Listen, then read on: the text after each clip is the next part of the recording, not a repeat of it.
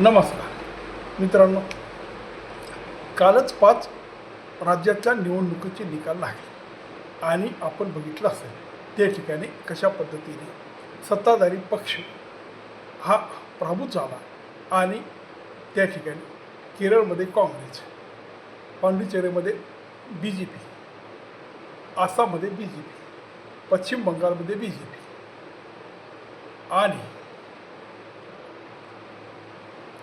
हे तामिळनाडूमध्ये नवीन एक हिरो थलपती नावाचा जो सगळ्यात जास्त जागा घेऊन निवडून आला. त्या ठिकाणी खरं तर DMK आणि AIADMK याच्यामध्ये चुरस होती, पण धूमकेतूसारखा हा हिरो पुढे आला आणि त्याने 100च्या वरती जागा घेतल्या.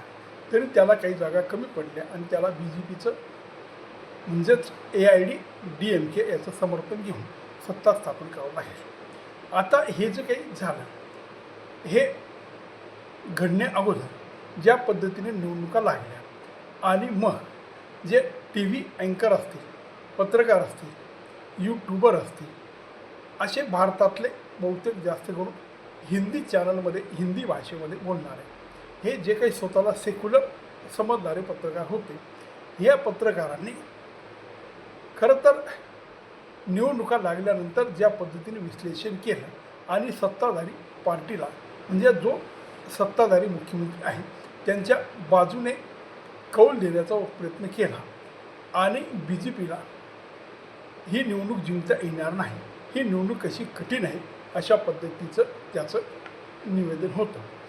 आणि जेव्हा निवडणुका झाल्या मग हे असं कसं झालं आणि याची कारणं काय असा ते शोध घेऊ लागले.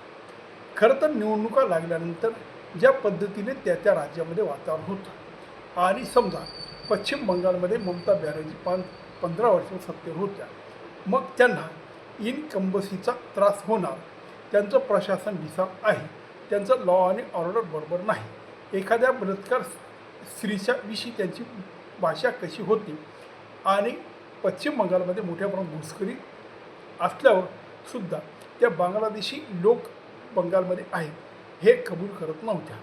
आणि केंद्राने जे काही निर्णय घेतले मग ते सुरक्षेसाठी वेगवेगळ्या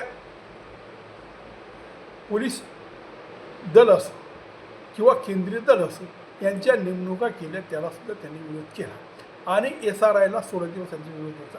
त्यासाठी त्यांनी कोर्टात गेले आणि त्या ठिकाणी सुप्रीम कोर्टने जे काही न्यायाधीश त्या ठिकाणी पाठवलेले होते त्यांना बंदी बनवण्याचा प्रयत्न केला. हे सगळं होत असताना जनता हे बघत असते, पण ह्या पत्रकारांना ते दिसलं नाही. मुळात जनताला काय हवं आणि जनमत कोणत्या बाजूने आहे आणि लोकशाहीची भाषा आणि संविधानाची भाषा करणारे हे सत्ताधारी पक्ष मुख्यतः काय करत होते. मग त्यात स्टॅलिन असतील, त्यात केरळचे वामपंथी असतील, ममता बॅनर्जी असतील, यांची भूमिका काय होती आणि त्या राज्यामध्ये लोकांना काय हवं. पश्चिम बंगालमध्ये केवढं अराजक होतं, पश्चिम बंगालमध्ये केवढी घुसखोरी होती, पश्चिम बंगालमध्ये विकास नव्हता, पश्चिम बंगालमध्ये लोकांना नोकऱ्या नव्हत्या, मोठमोठ्या इंडस्ट्री उभ्या नव्हत्या, ज्या बी आहेत त्या बऱ्याचशा बंद झाल्या.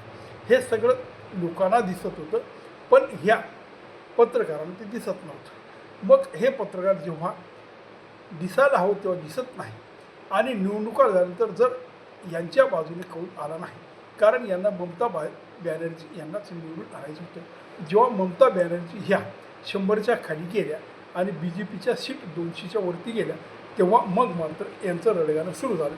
हे असं कसं झालं आणि मग वेगवेगळ्या TV माध्यमामध्ये वेगवेगळ्या चर्चासत्रामध्ये हे विचारू लागले वेगवेगळ्या पत्रकारांना की हे कसं झालं आणि याच्या मागची कारणं काय.